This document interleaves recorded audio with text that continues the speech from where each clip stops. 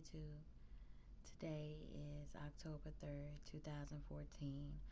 I'm making this video because I'm sure everybody know about the guy with Ebola in Dallas, Texas. This kind of hits close to home to me because I'm a resident of Texas. I live in Houston, Texas, and Dallas is 4 hours away. The main concern for most people who are, in the world, sports and things like that, and there's a Texans Cowboys games this weekend where it's actually in Dallas, and but Houston fans are serious tailgaters. And I just see this as a disaster waiting to happen.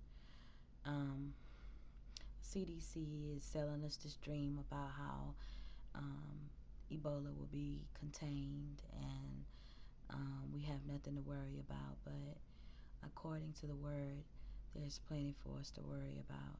And there's nothing CDC or Obama or anybody else that can tell us to give us comfort. I was reading the word last night, and I came across something that really stood out to me, that I'm gonna share with you guys. I was reading Habakkuk, chapter 2. I'm gonna start at verse 1. He's saying, I will stand my watch, and I will set myself on rampart, and watch to see what he will say to me, and what I will answer when I am corrected. Then the Lord answered me and said, write the vision, and make it plain on tablet, that he may run who reads it. For the vision is yet for an appointed time, but at the end it will speak, and it will not lie. Though it tarries, wait for it, because it will surely come. It will not tarry. I then went over to chapter 3 after I read chapter 2, and I came across this. It's talking about the coming of the Lord. Before him went pestilence, and fever followed at his feet. And I'm just thinking about the symptoms of this Ebola disease, and the fever, and of course it's pestilence. And I mean, there's just so much stuff in this world that's happening right now that should be an eye-opener to everyone.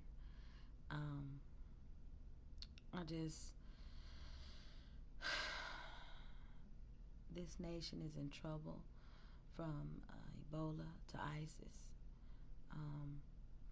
I believe that God is showing us that we are pretty much touchable. We think we are untouchable, but we are touchable, and it's only because of the fact of we are godless. Speaking of a vision, actually, I had a vision yesterday.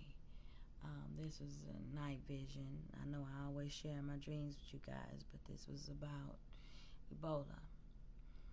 I was in high school, and I went, and there was a cabinet in front of me. I looked in the cabinet, and I saw little bottles of what looked like it could be an antibiotic or something.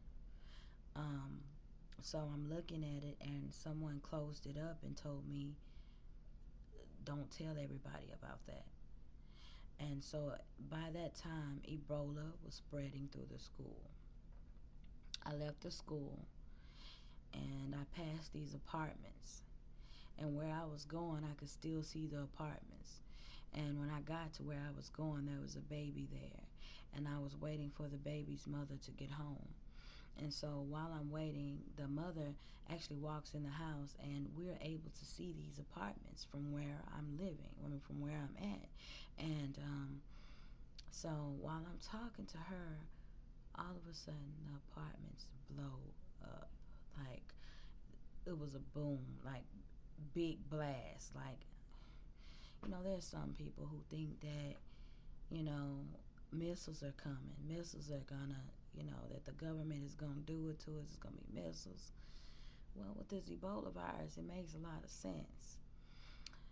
So in the dream, when we see the explosion, I automatically think I don't have time to put on shoes. We gotta run.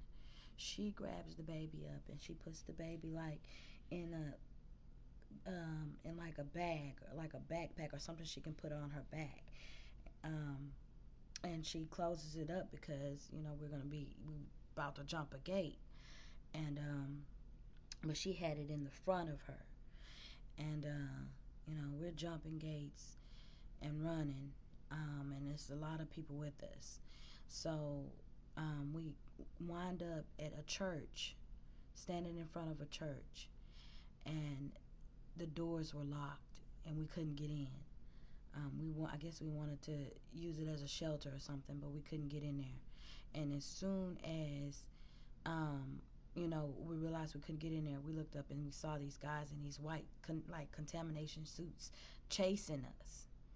And so we start back running. I'm talking about I'm going through gates, cracks in gates, and spider webs. I don't play with spiders. I'm moving spider webs and all kind of stuff.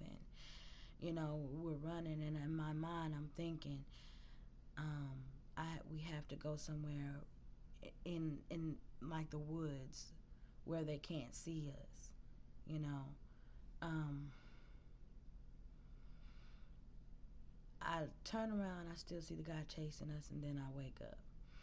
Um, Now, this whole thing with the guy from Liberia who has Ebola in Dallas, I was looking at the news the other day, and they had a little map up of the United States, and Texas was red because this is where the guy lives in Texas. Um,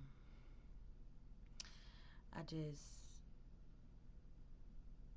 I think that we are in trouble. Not just us, the people in Texas, just as a nation. Um, the thing about the lady that I was running with who had the baby in the bag, when we were jumping fences, I was thinking to myself, there's no way that baby can live through what we doing right now. There's no way that baby could live. And, you know, just thinking about what's coming to this world and to America is pain and suffering and things that the mind, no one should ever see, but it's coming. Um, because I know that I have made my peace with death. I have made my peace with my eternity. I have prepared myself mentally. Jesus said the first to try and save their lives, the ones who try to save their lives will be the first to lose it. So, me running, thinking, okay, let me go to another state and live somewhere else because Texas is what's meant for United States is meant for the United States, and it's coming. There's no running. The only thing that my mind and my heart is focused on is making it into heaven and being saved from what is coming on earth. Um, if you don't know Jesus Christ, get to know him. These things that are happening, they are signs to get to know the Lord. Get to call on the Savior before it's too late. If you don't know him, if you do know him, then I hope to see you. I hope to see you in heaven. I hope to see you at the Feast of Trumpets. I hope to see you in a peaceful place. But as for America and as for um, this nation and sin and everything else, our days are numbered. Our days are numbered. And there's nothing you can run from. If you try and save your life, then all you will witness is pain and hurt. It will be unbearable. Trust me, it will be unbearable. The thing that happened in Oklahoma a couple of weeks ago, the guy cutting off somebody's head. Now, these are signs the Lord is letting us. He's showing us that He's about to remove His grace, and that the enemy will be able to come in to our borders. He's letting us know this. He's letting us know this with Ebola. He's letting us know this with ISIS. He's letting us know this with the situation that happened in Oklahoma. In Oklahoma, just think about it. Last week they had I think it's called like a Black Sabbath or some crazy stuff. Some kind of devil worshiping ceremony at the Civic Center in Oklahoma City. Um, then they're unveiling Baphomet, with standing with the children. So, it's just demonic. Then you have somebody get beheaded down there. In Dallas, you have the Dallas Cowboys, where Michael Sam is now a member. Um, I think everything is symbolic, and it's all pointing back at sin, and the Lord is letting us know that His judgment is near, um, and it's time for us to get our houses in order, our hearts in order, and to accept Jesus Christ as Lord before it's too late. Um, I thank you for listening to me or whatever, and you know, we just gotta pray and ask the Lord to come into our hearts and save us from what's coming. God bless you.